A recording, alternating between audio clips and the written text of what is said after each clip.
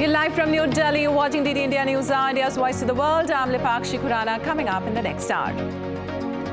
Israeli cabinet approves deal for release of 50 hostages in exchange for 4-day ceasefire. Says for every additional 10 hostages released, the pause would be extended by another day.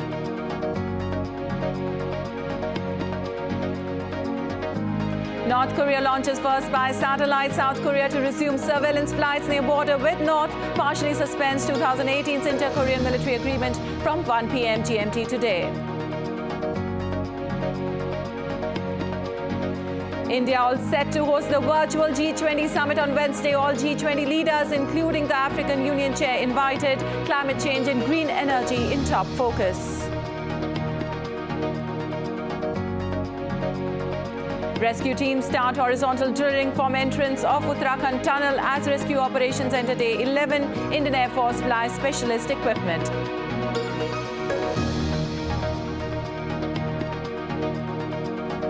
Sam Altman and OpenAI board open talks to negotiate his possible return. Microsoft discusses governance changes.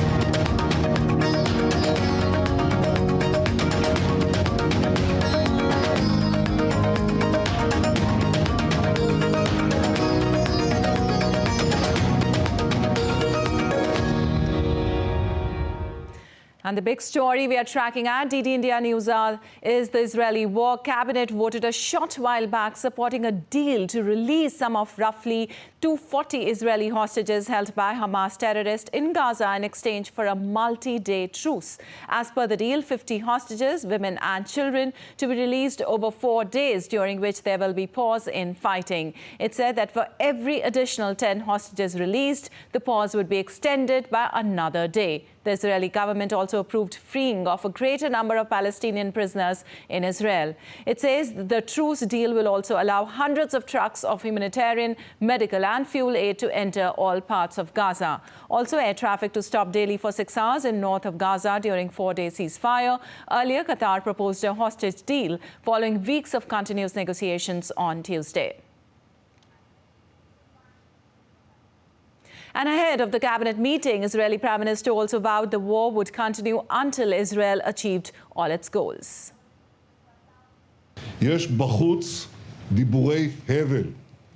Outside, there is a lot of nonsense talk. After we cease for the release of the hostages, we will stop the war. So I would like to clarify, we are at war and we will continue to fight until we reach all our goals. In war, there are stages, and also in the returning of hostages, there are stages. But we will not let go until we reach the absolute victory and until we bring them all back. And furthermore, Israeli military also claimed that it has pushed further into tunnel under Al-Shifa hospital complex. IDF also released image of what it says is a blast door that was breached. Video released on Sunday by the forces from a camera sent down the tunnel shaft and along a passageway had ended at the closed door. The army said it had not immediately gone through the door over concerns it could be a setup with traps.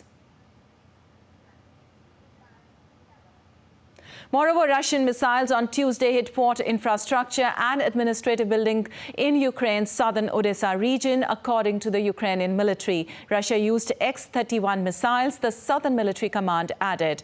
Odessa Governor Oleg Kuiper said port infrastructure had been stuck, but that no injuries were reported. Russia stepped up its attacks on port infrastructure on the Danube River and the Black Sea in southern Ukraine after it withdrew from a UN broker deal that guaranteed safe shipments of Ukrainian grain. Well, the United Nations World Food Programme warned on Tuesday that Ukraine may fail to meet future domestic and export wheat demand if Black Sea export routes remain blocked and attacks on food infrastructure continues. WFP's Ukraine Director Matthew Hollingworth said a forthcoming report by the Human Rights Office would show that since mid-July, there have been 31 documented attacks on Ukraine's grain production and export facilities. Russia's UN Ambassador Vasily Nebenzia told the Security Council on Tuesday Tuesday that Moscow targets military infrastructure, not civilian infrastructure. The United Nations has blamed Russia's February 2022 invasion of Ukraine for worsening global food crisis.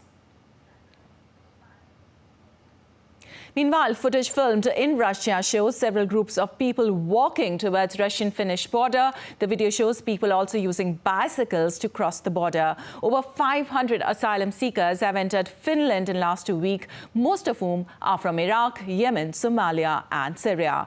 Finland said on Monday it had become impossible to return asylum seekers who did not meet the criteria for protection. Well, on Saturday, Finland ordered the closure of 4 border crossings with Russia as the government sought to stem an influx of asylum seekers. The government has accused Moscow of sending migrants to the crossings to retaliate for its decision to boost defense cooperation with the US, an allegation Russia has denied. Moreover, the United Nations General Assembly has officially adopted the Olympic truce resolution leading up to the 2024 Olympic Summer Games in Paris on Tuesday. Out of 120 UN member states, 118 votes were in favor, while there were 2 abstentions, including Russia and Syria. Thomas Bach, the International Olympic Committee's president, defended the ban on the Russian Olympic Committee, stating that athletes should not be punished for their government actions. A decision on whether Russian athletes will be allowed to take part in the Paris Olympics as neutrals has yet to be taken. The UNGA has urged the nations to uphold the ancient Greek tradition of global peace before, during and after the Games. The Paris Olympiad will be held from 26th of July to 11th of August 2024. And South Korea has suspended part of the 2018 military agreement with North Korea after Pyongyang defied warnings from US and its allies and launched a spy satellite. South Korea will resume surveillance flights near its border with North Korea once the suspension comes into effect today at 1 p.m. GMT. The pact aimed at de-escalating tensions in the Korean peninsula through establishment of buffer and no-fly zones. North Korea said it placed a spy satellite in orbit on Tuesday and vowed to launch more in the near future. Meanwhile, US military was still assessing whether the launch was successful.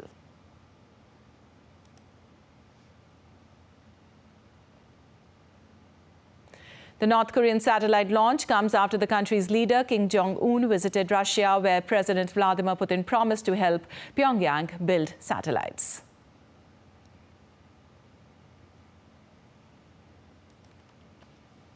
Until mutual trust is restored between North and South Korea, we plan to pursue the partial suspension of the effectiveness of the 9.19 military agreement. This is a necessary measure and the minimum defense action required for our national security. Furthermore, it is a justifiable measure in accordance with our laws.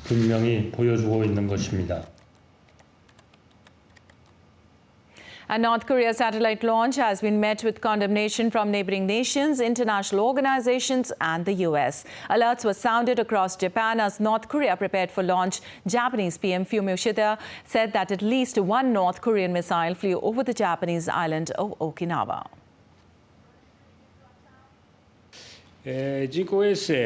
Even if the purpose is to launch a satellite using ballistic missile technology is a clear violation of the relevant United Nations Security Council resolutions, it is also a very serious matter that greatly concerns the safety of our people. Also, the United Nations Secretary General Antonio Guterres has strongly condemned North Korea for using ballistic missile technology for the launch. In a statement, Guterres also called on North Korea to fully comply with UN resolutions and return to dialogue.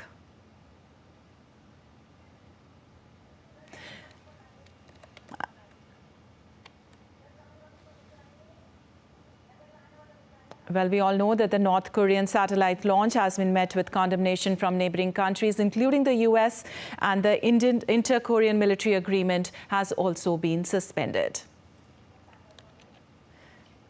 And still to come on DD India News Hour. Voters in Netherlands to elect a new Prime Minister today. Stay with us to know the latest from the North European nation. A virtual summit of the G20 leaders to follow up on all action agreed upon in the Delhi Declaration to be held in Delhi.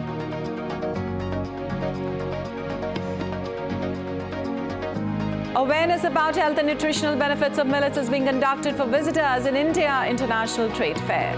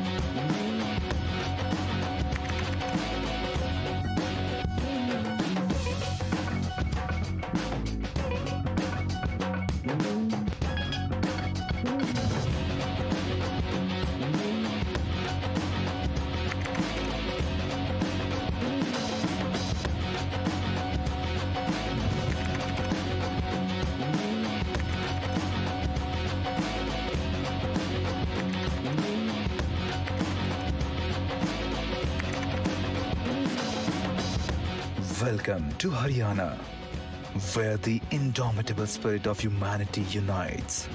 Vasudhaiva Kutumbakam. In a world that never stops, where information shapes our reality, one app stands out, helps you stay ahead of time. Introducing the DD India app, your gateway to a world of news right at your fingertips. Your most trusted source of news goes global, goes digital. Explore a world of options, top stories, live updates, in-depth analysis, and more. Stay informed wherever you are. Real-time alerts keep you ahead of the curve always. The DD India app, connecting you to the world, one story at a time. Download now and explore the world of knowledge, insights, and authentic information.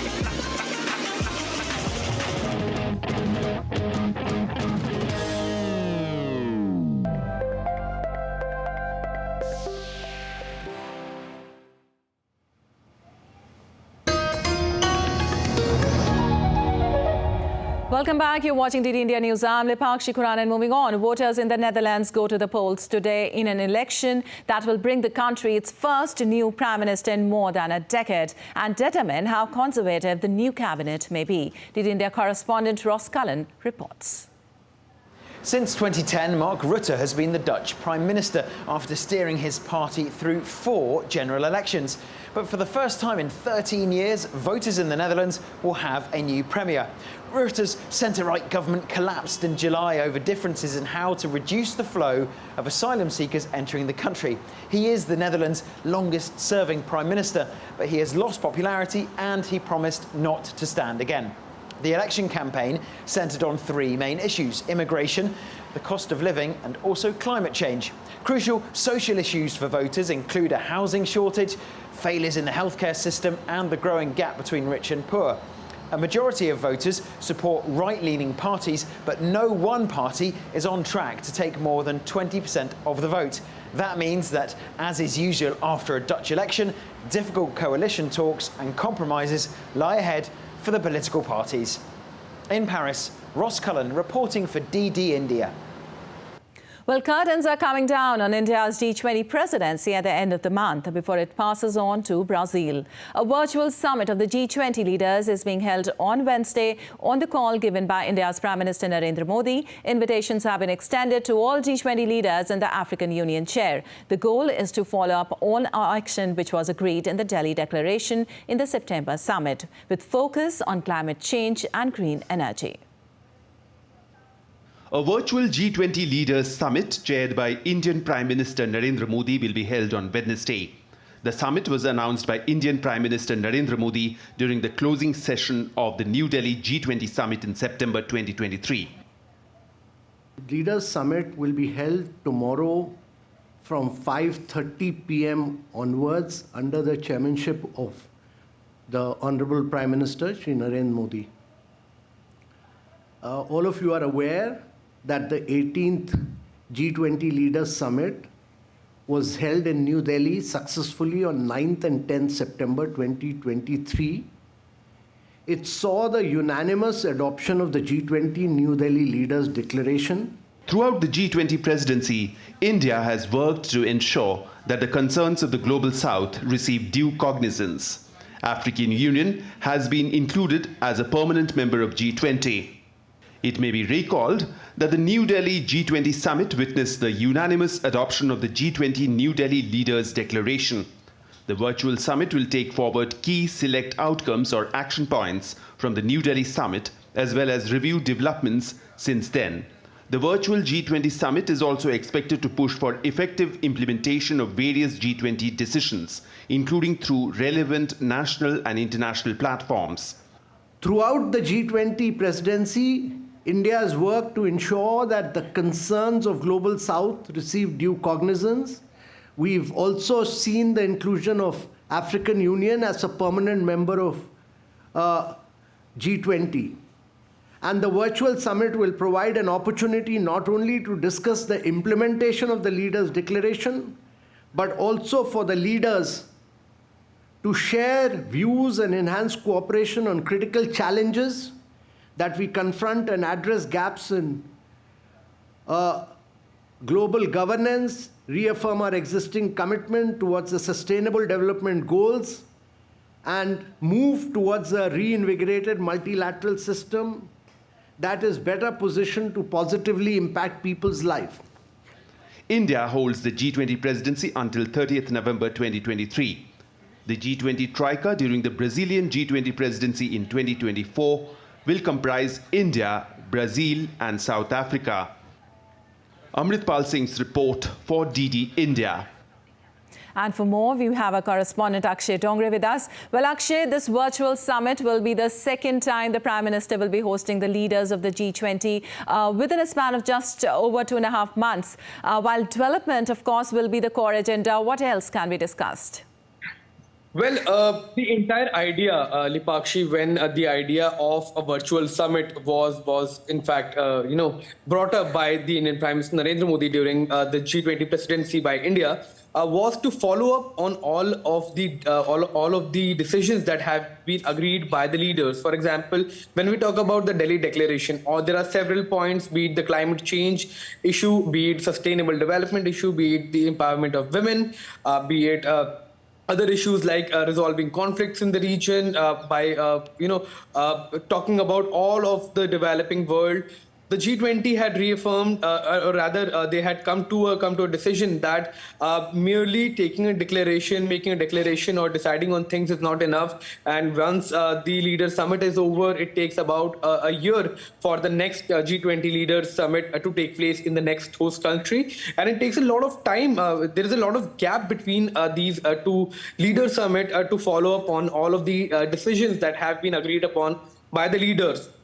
So the framework that was in fact the idea that was offered by the chair India this year was to hold a follow-up summit, a virtual summit that can in fact bring together all of these leaders for a short span of time, virtually only, so that there is not a lot of movement required, not a lot of work required, and conveniently all of the leaders can in fact sit together once again in a matter of a couple of months and follow up on what exactly has been the progress as far as the decisions are concerned.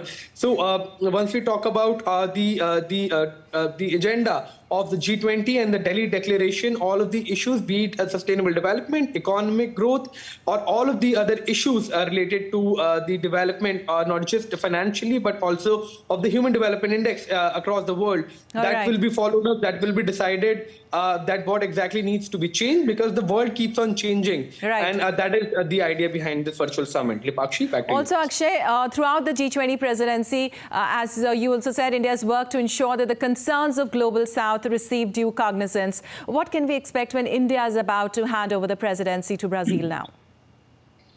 Well, what we can expect, in fact, what we have done so far as India's G20 presidency is concerned, it has inspired the world to take, to utilize this particular, stage to the maximum by bringing all of the countries together, by bringing a lot of guests together. And as far as the African Union or the Global South is concerned, India India represented the voice of the Global South. That's what it proved when it hosted the one of its kind Voice of Global South Summit in January. And now, again, just ahead of the G20 Summit, Leaders Summit as well, that is in the virtual mode, there was a second follow-up Voice of the Global South Summit too. So that shows that India is extremely serious as far as the concerns of the Global South are concerned, be it the economic growth, healthcare, education, all of these issues that the Global South has been continuously and consistently raising. Those issues will again come up, and especially with the African Union being being the part of the summit from the beginning for the very first time in the virtual summit, we can expect a lot of ideas and issues and concerns and other things coming up by the African Union, as well as they have been coming from the European Union. And that is perhaps one of the biggest signs of how things are changing as far as this global body, the global world body is concerned, as far as G20 is concerned, and its agenda, the way it works, is gonna happen in the upcoming G20 agendas. All right, Akshay, thank you so much for that information from there. And moving on, U.S. nuclear-powered submarine SSN Santa Fe has arrived at a port in the South Korean island of Jeju hours after North Korea launched the satellite. The move is seen as a deterrence to growing military threats from North Korea.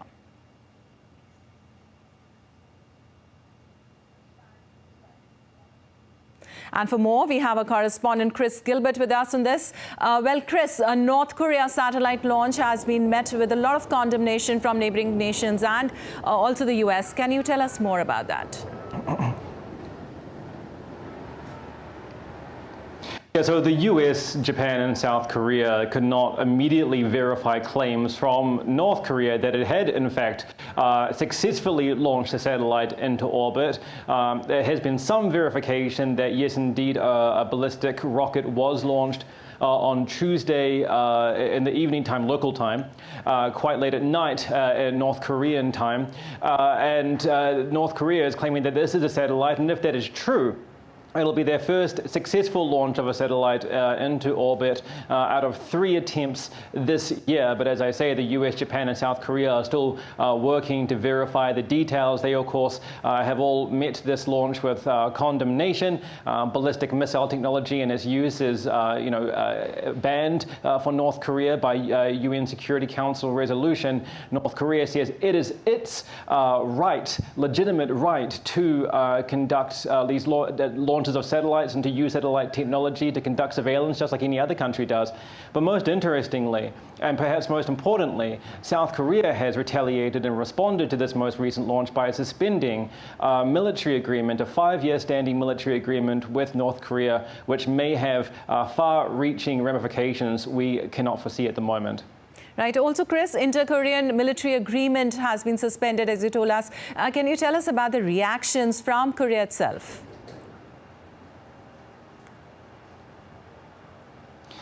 Yeah, so there has been pressure from Korean politicians to adjust, amend, or completely scrap this agreement between the two countries. Since Yoon Suk-yeol became president about a year and a half ago, the administration is far more hostile towards North Korea than the previous administration of Moon Jae-in. That leader reached this agreement with North Korea and with Kim Jong-un back in 2018, and what that effectively did was create more buffer zones, which were demilitarized with no live fire, more no-fly zones, removed guard posts at the DMZ area, and effectively de-escalated tensions in the region in general. Now, suspending that is a clear sign of a U-turn in direction, especially from South Korea, in terms of how this administration plans to handle its affairs with North Korea. Pyongyang has often said that its missile program and its nuclear weapons development are to defend itself against what it perceives as military aggression. So more military aggression from the 20,000 US personnel that are stationed in South Korea, but the potential for more military assertiveness by South Korea itself around the DMZ may yet result in a further escalation of tensions and more responses by North Korea. Right. Thank you so much, Chris, for that information from there. And moving on, following the recent fights between the rebel groups and the military junta in the bordering areas of Myanmar, India has issued an updated travel advisory for Indian nationals. The Ministry of External Affairs has said in a press release on Tuesday that in view of the evolving security situation in Myanmar, all Indian nationals are advised to avoid non-essential travel. Those already living in Myanmar are advised to take precaution and avoid travel to the various affected regions by violence. Interstate travel by road should also be avoided. Indian nationals living in Myanmar requested to register with the Embassy of India, Yangon, by filling up the form. Registration with the embassy will facilitate any measures that need to be taken in a situation of emergency or if such a need arises. Meanwhile, Indian Minister of State for External Affairs V. Muralidharan is on an official visit to Tanzania and Kenya till 23rd of November. Muralidharan interacted with the members of Kerala community Kalamandalam on Tuesday. During the interaction, he said the Indian community in Tanzania is playing a significant role in the development of Tanzania through their contributions, including in the field of economy, education and public service. Further, the minister also visited Tanzanian students of Swami Vivekananda Cultural Center in Dar es Salaam, where the students played Ngoma drum. The Ngoma drum is a Tanzanian traditional drum used for communication and celebration.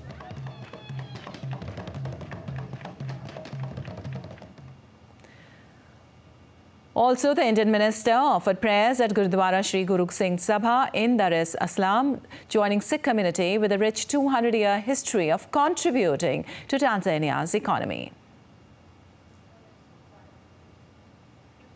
V. Muralidharan also met with the Speaker of Tanzanian Parliament, Dr. Tulia Ackson, in Dar es Salaam. He extended his wishes to Tulia Ackson on an election as President of Inter-Parliamentary Union recently. The minister also exchanged views on parliamentary practices. Moving on, rescue operations are underway on a war footing for the 11th day in the collapsed Tilkyara tunnel in Indian state of Uttarakhand to safely evacuate the 41 trapped workers. The Indian Air Force has joined the rescue operations with special equipments flown from Rourkela and Bengaluru to the rescue site. The Railway Vikas Nigam Limited is also transporting machinery for micro-tunneling. On Tuesday, a major breakthrough was achieved when video communication was established, and authorities are delivering essential food and medicines through a dedicated 6-inch compressor pipeline to the trapped workers.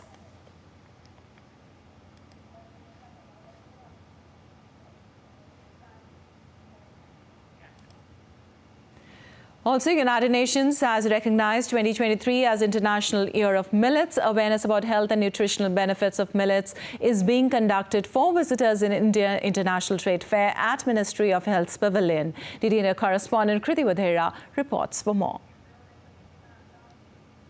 Millets have multiple untapped uses such as food, feed, fodder, biofuels and brewing. Therefore, millets are smart food as they are good for consumers, good for the farmer and good for the planet. We are, displaying different type of millets. As you can see, they are, they have millets have numerous health benefits. They are high in calcium, protein and fiber content. So as you can just see, the different type of millets are being displayed here for making the visitors aware. As you can see, this is the barnyard millet. This is, you can just, every visitor can just see this and recognize this, and even they can incorporate these millets into their diet. This second one, if I tell you, is the foxtail millet. So this is how it looks, because the normal citizen or the public should be aware about the appearances. It is the vision and initiative of PM Modi that led to this United Nations resolution being adopted with support from more than 70 nations across the globe to recognize 2023 as International Year of Millets. Right, India is an initiative of FSSAI through which we, normally make the citizens aware to eat healthy. So this initiative is based on 3 pillars: eat safe, eat healthy, and eat sustainable. So there are a lot of certification programs that are being done under this initiative. And for this, making the citizens aware, there's a QR code there. If a person or a visitor, if anyone is visiting our stall, he or she can just scan this QR code and get the entire information. Millets are important by virtue of its mammoth potential to generate livelihoods, increase farmers' income, and ensure food and nutritional security all over the world. So this is how the awareness on millet is promoted in the pavilion of Ministry of Health here in India International Trade this time. People are being aware for what to eat right and how to keep their diet as a balanced diet. With camera person Radhakrishna, I'm Kruti Vadhera reporting from New Delhi for DD India. And now let's take a look at other stories making news today. Indian political parties are in full swing to hold election rallies and roadshows ahead of state assembly elections. Senior BJP leader and Indian Prime Minister Narendra Modi and opposition leader Rahul Gandhi addressed various public meetings in various districts of Rajasthan. In Telangana as well, election campaigning is thriving for the upcoming assembly elections to be held on the 30th of this month. The 4th tranche of earthquake relief support of essential medical supplies reached Nepal on Monday and was handed over to the government of Nepal. India has so far provided over 34 tons of emergency relief material for the affected families in Nepal. India's humanitarian response to the Jajarkot earthquake affirms its commitment to support Nepal under the Neighbourhood First policy. And still to come on DD India News Hour. Yellow alert sounded in China as mercury falls in middle and lower reaches of Yangtze River and northern areas. Fire devastates huge swaths of land in Amazon. Bolivian firefighters brave the fires even as President Oz has requests international help. Largest celebrity memorabilia sale ever to be held in US. Stay with us to know the details.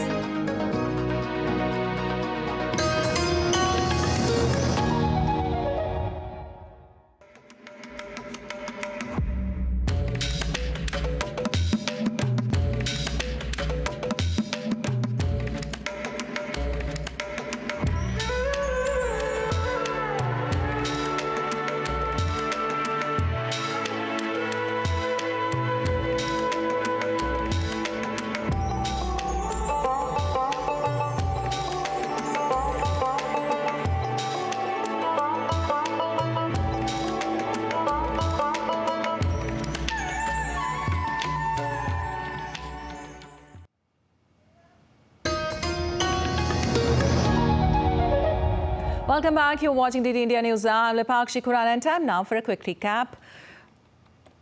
The BRICS group convened a virtual summit on the Gaza conflict with several other nations joining. Their joint statement called for the release of captive civilians and a humanitarian truce. But the statement obscured differences among the positions of the BRICS members. Here are 5 key takeaways from the world leaders meeting, 5 big takeaways from BRICS virtual meeting. BRICS countries discuss Gaza conflict, do not agree on joint declaration. India calls for restraint and presses on resolving Gaza conflict with dialogue and diplomacy. Russia calls for political solution to Israel-Palestine conflict, says BRICS could take part in it. China says BRICS voice for justice and peace on Palestinian-Israeli issue is very timely and important. Saudi Arabia demands the start of a serious and comprehensive peace process.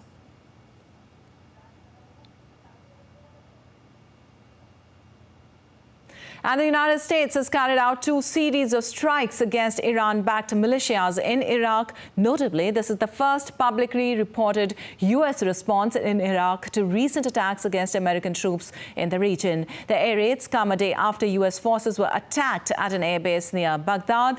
Earlier this month, the U.S. carried out a series of strikes in Syria, targeting Iran's Revolutionary Guards facilities. Tensions have been mounting between U.S. and Iran over Washington's support to Israel in its war against Hamas.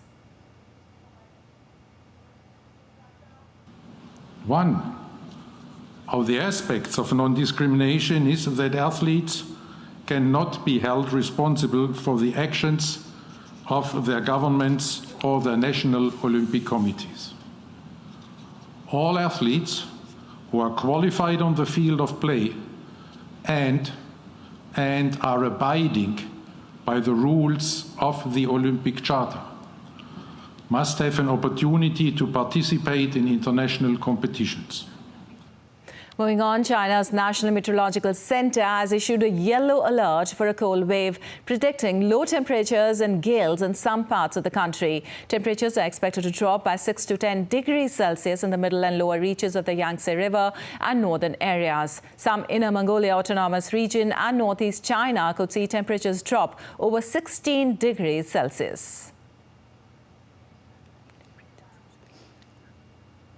And Bolivian firefighters are dealing with fires consuming over 3 million hectares of the Bolivian Amazon, causing over 127,000 fire outbreaks in November. President Luis Arce has requested international help, with 30 Venezuelan firefighters arriving in Bolivia and 100 French firefighters being sent to the Andean country. Climate forecasts predict heat waves in the coming days.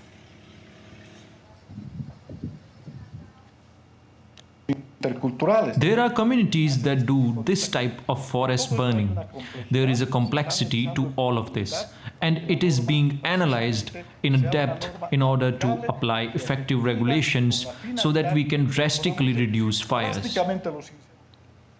And record numbers of people are expected to travel within the U.S. over the next few days for the Thanksgiving holiday season. There was travel chaos last year with snowstorms and flight cancellations, but people are not being put off. Caroline Malone reports for more. The American Automobile Association forecasts that 55.4 million people will travel between Wednesday and Sunday this week, making the most of the Thanksgiving break. The busiest days overall are likely to be Tuesday and Wednesday, and then Sunday as people return. The Transportation Security Administration think the end of the weekend will see around 2.9 million passengers travel, which breaks a record set on June 30th. Last year, there was travel chaos ahead of Christmas as a winter storm stopped traffic and grounded flights, with one airline company, Southwest, also having a breakdown in their systems, leading to 17,000 flights being cancelled and millions of passengers impacted. This year, over Thanksgiving, there is a storm system expected to move from south to northeast over the country, bringing thunderstorms, sleet and snow. But the government is better prepared, says US Transportation Secretary Buttigieg this year, by hiring more air traffic controllers, opening new routes and getting grants for snowplows and other weather equipment. Caroline Malone in Washington for DD India. And the UK's Finance Minister Jeremy Hunt is expected to announce tax cuts later when he sets out a budget update in the House of Commons. The so-called Autumn Statement also contains the latest predictions for economic growth and government borrowing. It comes with the governing Conservatives trailing the opposition Labour Party in polls. DD India's Oli Barrett reports from London. This is a major moment in the British political calendar. Technically, it's not a full budget. The autumn statement is designed to be an update, really, to the government's plans for the economy, but also forecasts for the economy, which come from the Independent Office for Budget Responsibility. And the Office for Budget Responsibility's forecasts earlier in the year were for much higher public borrowing than has actually turned out to be the case. And that is part of the reason that there is so much expectation now that there will be tax cuts contained in Jeremy Hunt's autumn statement, because it is considered that the government can afford a bit more than it was expecting to be able to at this point in the economic cycle. We're expecting, therefore, announcements perhaps on business taxes or personal taxes that the Chancellor Jeremy Hunt feels that he can afford, because he says that the priority now is to try and make this an autumn statement that leads to economic growth. Part of the reason that is the focus at the moment, he says, is that UK inflation has come down now below 5%, according to the latest figures, and that was a key target of the government at the beginning of the year, to halve inflation from where it was then at around 10%, with all the difficulties that was providing when it comes to cost of living for households and businesses up and down the country. That said, inflation remains much higher still than the Bank of England's target of 2%, so there isn't a huge amount of wiggle room for the Chancellor. Ollie Barrett in London, reporting for DD India. And moving on, U.S. officials reached a $4.3 billion settlement with Binance, the world's largest crypto exchange. Binance's CEO, Changpeng Zhao, resigned and pleaded guilty to violating U.S. anti-money laundering laws. The settlement includes charges for failing to report over 100,000 suspicious transactions involving organizations like Hamas, Al-Qaeda and ISIS. The Justice Department struck the deal with Commodity Futures Trading Commission and Treasury Department, seeking an 18-month prison sentence for Zhao. Regarding Zhao to personally pay $50 million, the settlement is one of the largest corporate penalties in U.S. history, marking another setback for the crypto industry following the recent fraud conviction of FTX founder Sam Bankman-Fried. And the German government has halted new spending commitments amidst a deepening budget crisis following a court ruling stopping the transfer of $60 billion for green initiatives. Tensions rise in the struggling coalition, but 58% expected to continue. The finance ministry has frozen most of the federal budget amid concerns about financial fallout. An opposition legal challenge further jeopardizes funds. The government is pressed to suspend the debt brake, while public opinion remains divided on its next steps.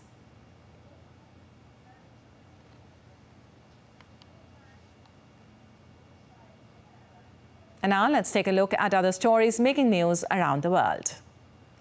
A giant panda was captured by an infrared camera drinking from a puddle in the Giant Panda National Park in southwest China's Sichuan province. The panda patrolling its territory and leaving scents and marking along the routes. A group of golden snub-nosed monkeys, a rare species on China's top wildlife protection list, were observed enjoying a family day at the Zhaozi National Natural Reserve in northwest China's Shaanxi province. The troop, consisting of nearly 200 monkeys, live in densely forested areas at high altitude of mountains, covering over 50,000 hectares of protected land. Archaeologists have discovered the 1,000-year-old mummies in Lima, Peru, belonging to the pre-Inca Yeshma culture. The mummies, which were found at the Huacala Florida archaeological site, were found with 4 children and an adult. The mummies also revealed a 3500 BC old staircase from the Manche culture. Elvis Presley's chair and over 400 other celebrity memorabilia items will be auctioned off at the largest celebrity memorabilia sale ever. The auction will also feature personal items, promotional materials and posters. The sale will begin on December 2nd in Los Angeles and Orlando, Florida. King Charles proposed a toast to future Korean-British relations during a state banquet hosted by South Korean President Yoon Suk-yeol. Yeol, a conservative seeking closer ties, will hold talks with British Prime Minister Rishi Sunak on November 22nd and sign an accord on closer diplomatic ties.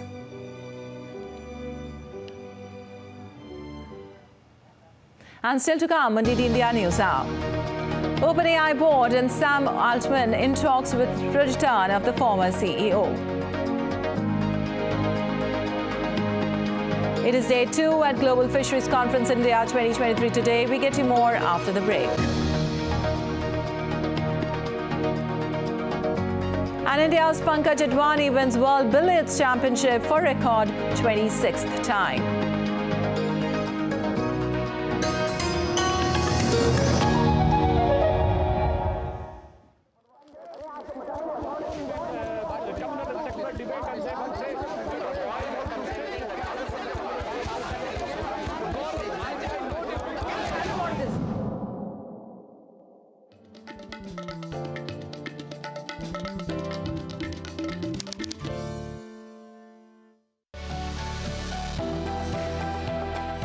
turning crisis into opportunity, transforming ideas into action, stories of real change, tales of sustainable solution. This series is going to tell stories of such change makers. Watch Change Makers on DD India.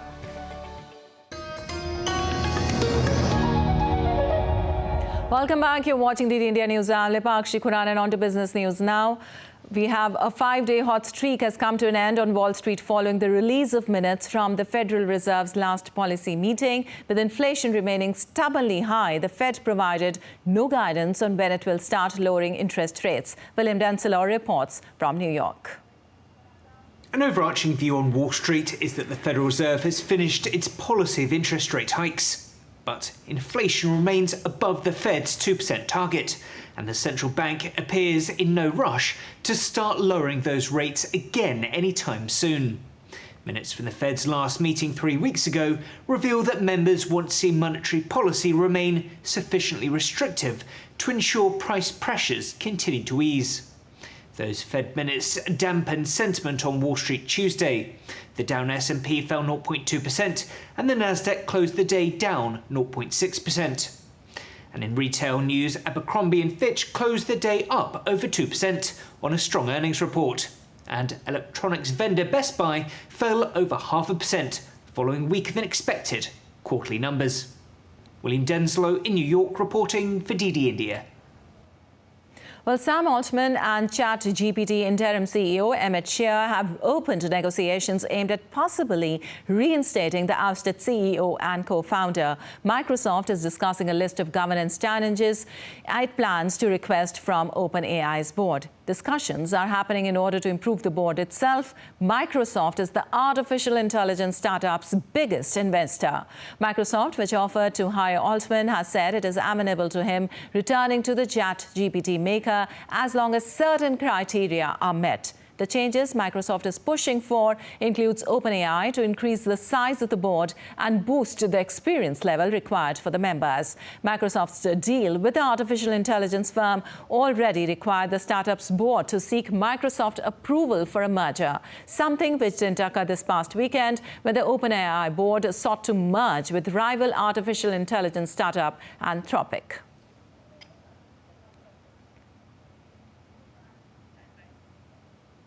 And the 2-day Global Fisheries Conference is going to conclude in the Indian city of Ahmedabad on Wednesday. Delegations from 10+ countries and 50 foreign diplomats are joining the conference. The event is aimed to promote discussions, market insights and networking with an expected 5,000 visitors.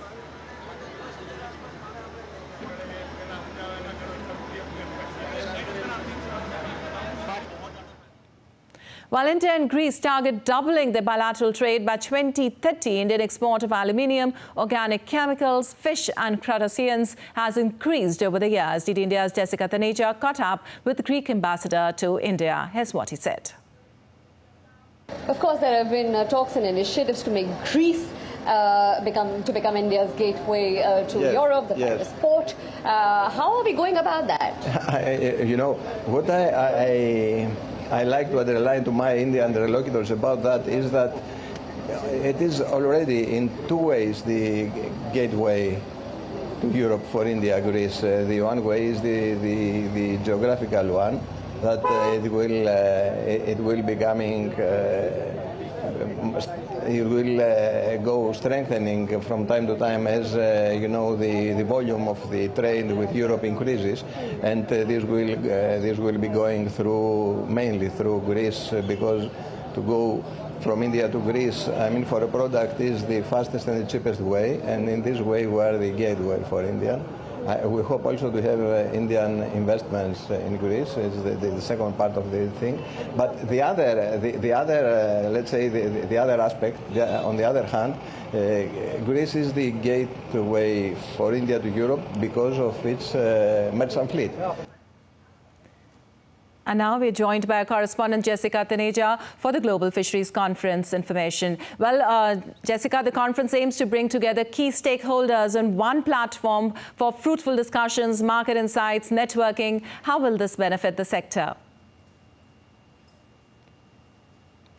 Well, that's right. The two-day conference concludes today, Lipakshi, and the deliberations today would particularly focus on the outcomes that they're not going to put out, the decisions that were made yesterday with various stakeholders. There was a B2B meeting and along with a ministerial delegation that discussed as to how they want to move forward. Just to remind our viewers, the Ministry of Fishing and Animal Husbandry was just launched in 2019, looking at the pressing needs of the industry and, of course, carving a niche for itself. India is the third largest exporter of fishes in the world, a trade that accounts for globally on the blue economy, as we see, is a total of $1 to $6 trillion. Of course, India has found its space in the blue economy and it wants to be heard.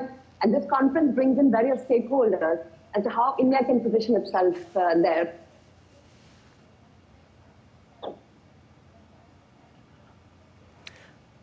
Well, thank you so much, Jessica, for that information from Ahmedabad. And moving on, the second edition of India Nordic-Baltic Business Conclave is taking place on Wednesday in New Delhi. The two-day conclave would cover various tracks, including sustainability, global supply chain resilience, future of business and futuristic technologies, which are seen as major areas of future economic collaboration. The first edition was held virtually in November 2020, which received a large response from both government and business leaders from all the Nordic-Baltic countries. The Nordic-Baltic countries are an innovation and technological powerhouse, while India, with its increasingly strong focus on technology, offers immense opportunities for partnerships. There is significant scope for future growth between the two geographies.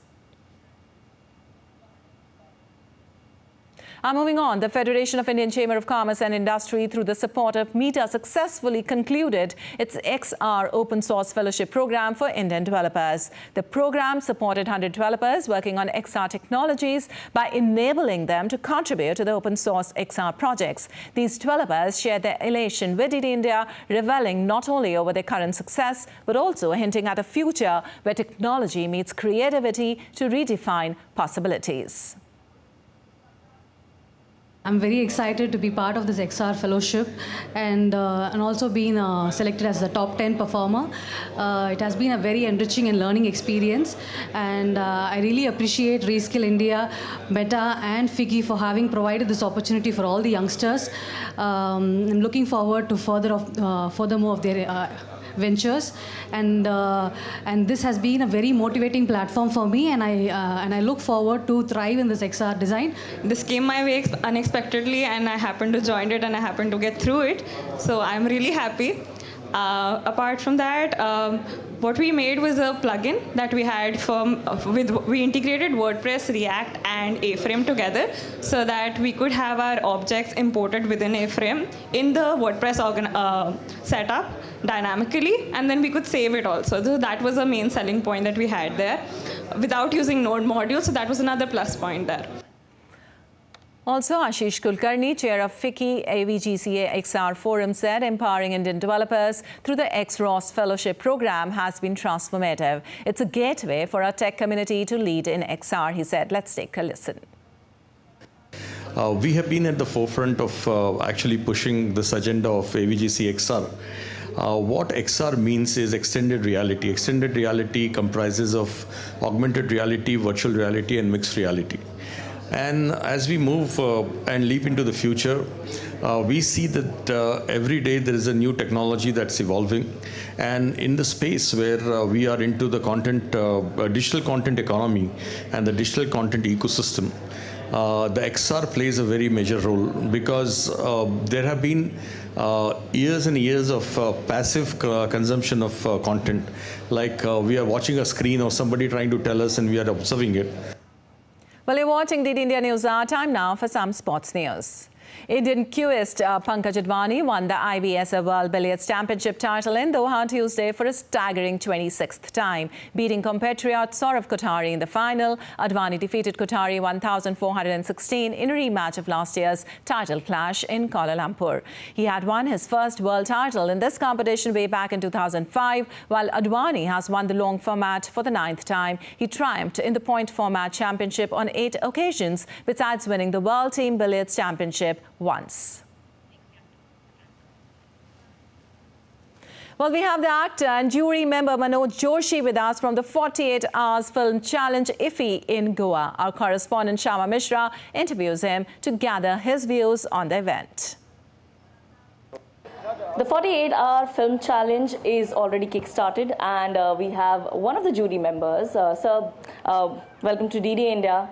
Last time it was 53 hours, and this time around it is 48 hours. What are you looking forward to when you're going to judge all these people, judge the young talent? What will you be, finding for that one thing? हमारे देश के प्रधानमंत्री आदरणीय श्री नरेंद्र मोदी जी, उनकी नेतृत्व में अनुराग जी ने ये पहल उठाई है कि भारत के ये 75 टैलेंट को एक प्लेटफॉर्म मिले, और टैलेंट मतलब न केवल निर्देशक, writer and actors, but also technicians, because India is a storyteller from ages. Last so many, मतलब हजारों सालों से storyteller रहा है. So we are the best storyteller. At a time when everyone has a phone and everyone can access YouTube, what kind of quality are we going to produce, and what are we getting into when we are talking about filming? The talent which is coming from each and every corner of India, they will tell their mitti ka story, their own story. They are not corrupt. They are not कि इसका ये ले लूँ, इसका ये, ऐसा नहीं है. वो original हैं, वो fresh हैं, and that freshness will be the great thing. Well, that's all for this edition of DD India News Hour. But let us know your thoughts on the news of the day. You can connect with us on Facebook, X, formerly known as Twitter, and Instagram. We'll be back with more news as it breaks here on DD India. I'm Lipakshi Kurana from all of us here in Delhi. Thanks for watching DD India News Hour.